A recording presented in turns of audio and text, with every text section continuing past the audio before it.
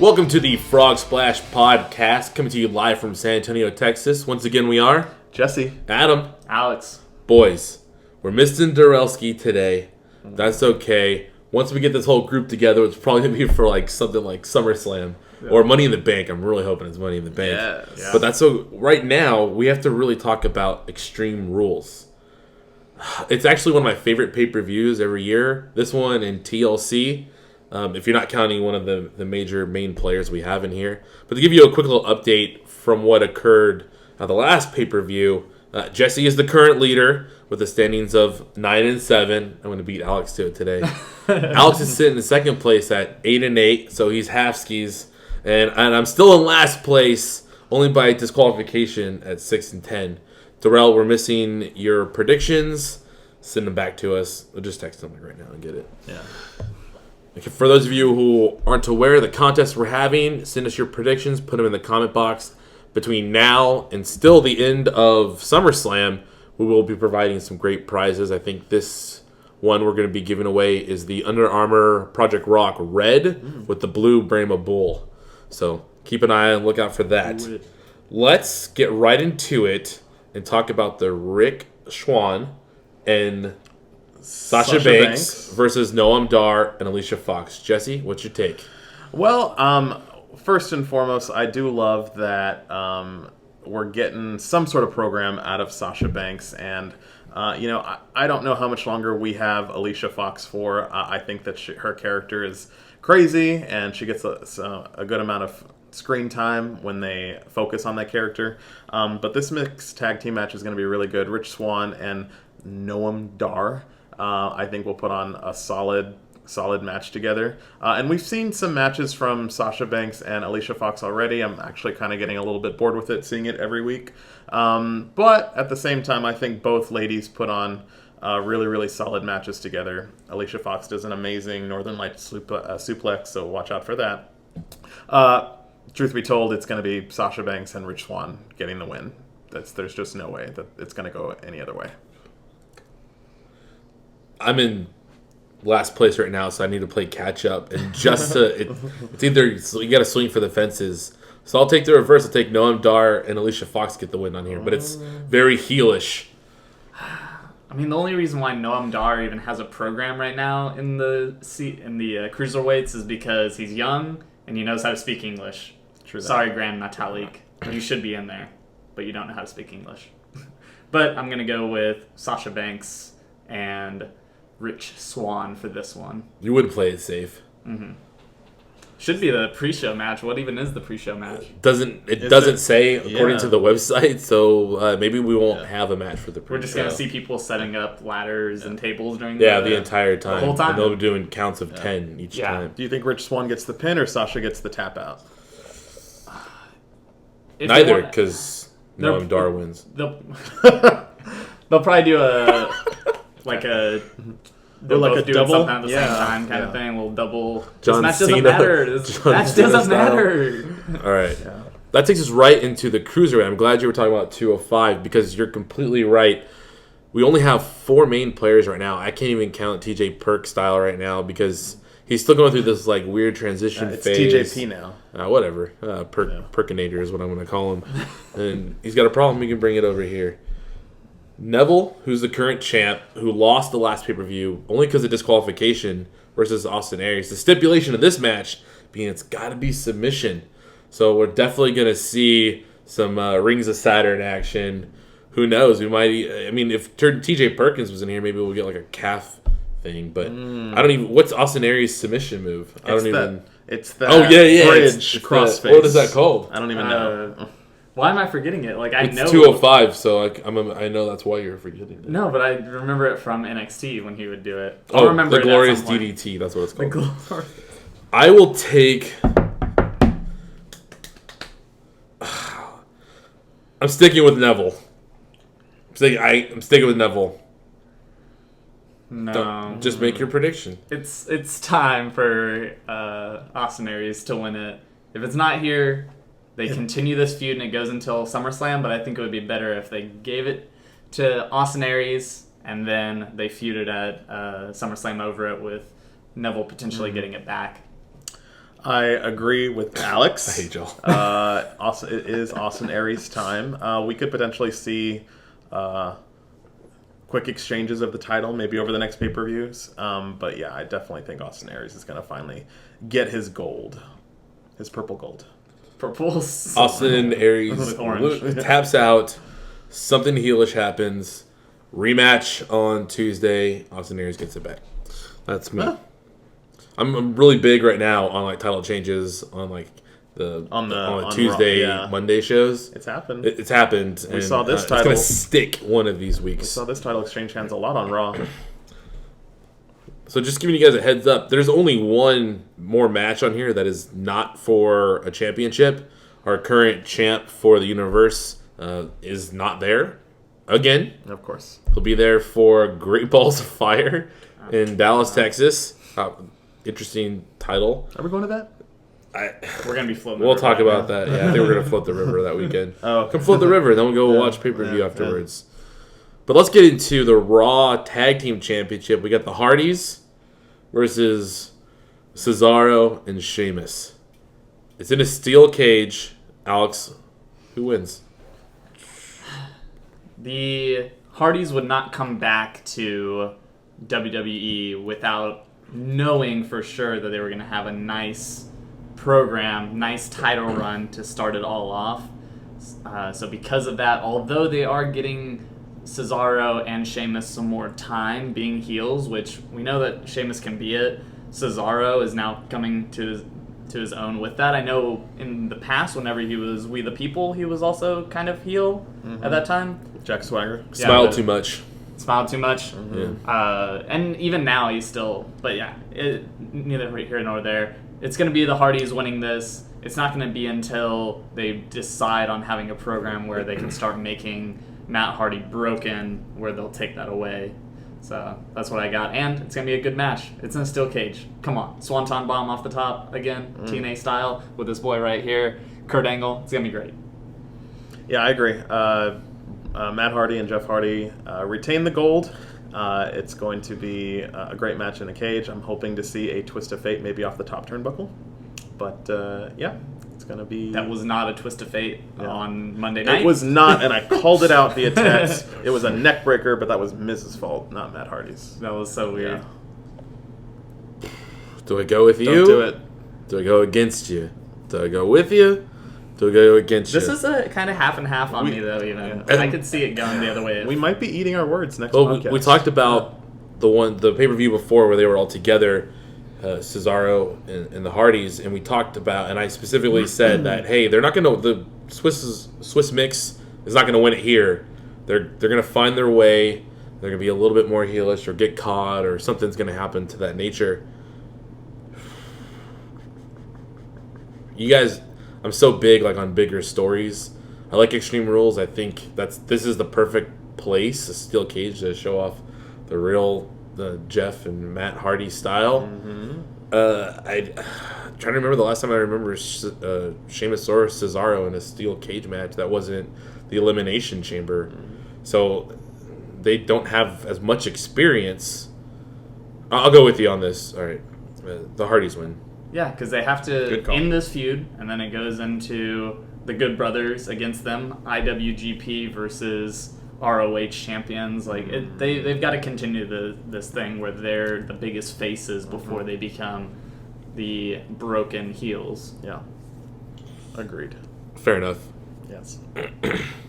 Jesse, why don't you take us into the Raw Women's Championship? This is your life. Miss Alexa Bliss versus Hey Bailey, this is your life. In a kendo stick on a pole match. Thank you, Vince Russo, for coming back. Yeah. So you have Bailey, who's fresh off of losing her Raw Women's Championship, and you have Alexa Bliss, who just moved to Raw, fresh off of her loss of the SmackDown Women's Championship at WrestleMania. Alexa Bliss, as I've said, is super, super over. She is incredibly talented. She's so good on the mic. Just such an unexpected star that I did not anticipate when she debuted.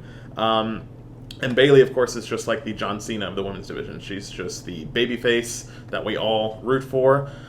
Truth be told, I'm fine with either one of them winning this match. I could see them putting it back on Bayley so they can start building up her titles. I think we'll get a solid match. I believe with all of the build-up, historically, since Alexa has the upper hand, these past 2 Raws, I see Bayley getting the win, getting a couple of kendo sticks shots on Alexa, and ultimately getting that Bayley to belly and getting her gold back. Dang. It's a shocker right there. Yeah. Surprise. The Raw Women's Championship does like to change titles a lot. It changes a lot of hands. It really does, as opposed to the SmackDown one, where we bounced it around just through 3 people in this last year. But with that being said, Alexa Bliss won last year at this pay-per-view with a table match that was TLC versus Becky Lynch. So she's got a little bit of advantage. Bayley gets the championship back. Bayley to belly onto a kendo stick, just one stick. Oh, okay. By itself. Nice. No, one Onto kendo stick one between kendo them. stick. Belly to belly with a kendo stick in between onto a secondary kendo stick that Mr. Steve Blackman, who's under the ring, is handing them. Yeah. If we have Sasha Banks in the opening match / pre-show running with 205 people, that means that we're not taking good care of our women in the Raw division. Nope. Oh, for sure. So because of that, at this point, you have to cement your heel that you have. It's got to be Alexa Bliss coming in, winning this match, making a statement, telling everyone in the locker room that Bayley is just Bayley, and she's not better than any of the rest of the people there. She should be fighting to get her title shot back after this loss. So from there, you get to see her go through the Dana Brooks and Nia Jax stopping her, for 2 weeks maybe before she wins that match. We need to have that push from the ground up to really cement her as the John Cena of the women's division, because she's not yet, and everyone knows that, and WWE thought that she was, but she ended up not being, and that's why they took it off of her. So they got to go from the ground up if they're going to make her really, really a well-deserving champion. Interesting. So what you're saying... Alexa Bliss wins. Unfortunately, not happy about it. Not so. Yeah, I'm actually good with either one of them winning. My prediction is just Bayley. It's just amazing to see how you move 2 people over and switch them up, and one division kind of is catapulted and lot of it more. So we're talking about the SmackDown Live as opposed to Raw Women's, because even Nia Jax pointed out that the SmackDown Live roster, their entire women's roster, is out there every week. Yep. And that is amazing. And the SmackDown Live women's roster is consistently main eventing SmackDown Live. Yeah. And that's pretty incredible. Yeah. Land of opportunities. Land of opportunity, just like Shane O'Mac says. Before we get into the number 1 contenders match, which is not contenders like chicken tenders, the number 1 contender for the Universal Champion. I know, we'll get some food afterwards. Yeah. You gotta get your IC champ, Dean Ambrose,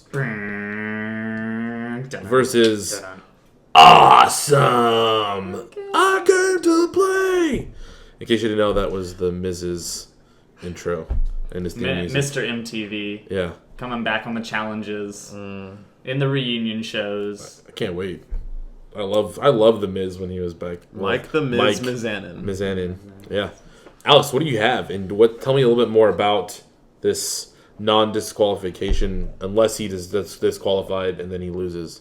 Correct. So Dean Ambrose is our Intercontinental Champion. The stipulation is that if Dean Ambrose is disqualified, he can still lose his championship. So why is this? The reason is because on Raw, 2 weeks ago on Raw, he was about to be low-blowed by The Miz while Maurice was messing with the referee. And he saw that, caught his arm, turned him around, hit The Miz with a low blow, got DQ'd. Then, the next week out on Raw, you had the Drifter, your favorite wrestler, wrestling against Dean Ambrose, the Intercontinental Champion, as his debut match.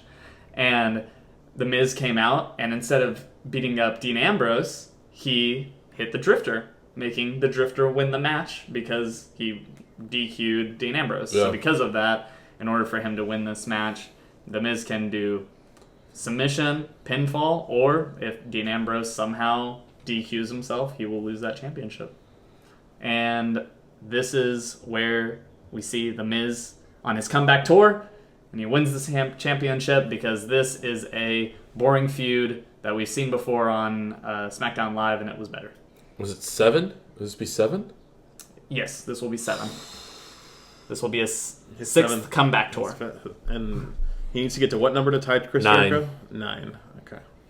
Which gives us just enough time for when Chris Jericho returns in San Antonio in January. And The Miz can make the list. Oh, he's been on the list. Mm-hmm. You don't get Everyone off the else list. is going to reference his older stuff, and he's just going to be like, I'm past that. Yeah, he is past that. The list, Done. you better buy it on the shop before they stop selling it. Yeah, because there's going to be a new shirt that's the same shirt, but it's got a big old X through it. Yeah. I have a different take. I think that Dean Ambrose will retain, only because for me he is a main event star, but the main event is so crowded right now with the next match that we'll be talking about. I think Dean Ambrose needs to have gold around his waist, and if it's not the Universal Championship, then the Intercontinental Championship is a great consolation prize. And I think he's earned a solid, long title reign, because his reign as WWE Champion was not as long as I would have liked. I love that AJ Styles eventually got the belt, but for Dean Ambrose, his reign just was very short. So I think he's deserving of a long program with the title. So I think we're going to get some dirty deeds. 1, 2, 3. Dean Ambrose retains. Real quick before you do your predictions, do you think that the reason why he might not have had a long title reign is that he does sell a lot of merch, but maybe didn't sell any extra amount of merch while he was the champion? It's quite possible, and I think you You look see at that spike in the sales? Because he wrestles every night. Yeah. As we know, every house show. super he's hard wrestling. worker. Oh yeah, He's the main absolutely. event of all those wrestling. It very well could be. You know, I compare Dean Ambrose to Becky Lynch. Becky Lynch, who we were all waiting for this title reign, it was so short. So the question is, once they get to the top, it's really hard to stay up there. You know, your mic skills have to be on point. Your audience reaction has to be huge. And if he's not getting the huge pop that Finn Balor or Seth Rollins is getting, then, you know, they strip it off of him super quickly. So, You make it easy. You change Dean Ambrose's theme music. You change Becky Lynch's theme music. They're great, but I don't listen to them. They're not on my playlist when I work out. I listen to Seth Rollins. I listen to Brock Lesnar. I listen to Finn Balor. I have the Becky Lynch song on my iPod. on my Well, iPhone. I go harder. It shows that you work out to Becky Lynch. I couldn't work out to Dean Ambrose. Let's see here. Here's where we drop the ball on this. So I'm okay with Dean Ambrose if he disqualifies that he loses the title, but that's only a one-way stipulation street. The stipulation should really be if Dean Ambrose disqualifies himself or if Maurice interferes at all. But we didn't do that. And so somehow, some way, I think that we're going to get a Maurice interference. Obviously, it's going to happen. But is it going to be just like she tried to do with Dolph Ziggler and blow some dust in his face or grab someone's hand and put it on the rope? Who knows? I think this storyline would be a lot better if you had her trying to cheat and get caught and Dean Ambrose trying to disqualify himself. And maybe he does lose by disqualification so it doesn't sully his reputation. And then The Miz is still like super heelish, so it's okay for him to win that way. So, Can I just say that... Nope, The Miz wins. Can I just say that wins. one fantasy, it would probably never happen, Maurice? but if Maurice... Yeah, Sure. same. Okay, Sorry. yeah. If Maurice does get involved, I would love it if we could see Renee Young She comes down, run out but she's there. a part of SmackDown. It's- I don't even it's care. Renee. Just like a one-time appearance, she pulls Maurice off the apron. Maurice hits her face on the ring apron, and then she runs back out there. It's not gonna happen. so Renee Ambrose. It would be cool. She's already Yeah. mic'd up for Raw Talk. Yeah. She can't come out there. Yeah. Raw Talk. She does Raw Talk too, She does Yeah. Raw Talk. Oh. And she does the pre-show Yep. of like all of them. but it's the match before the main event. She can get back to Raw Talk. We'll see.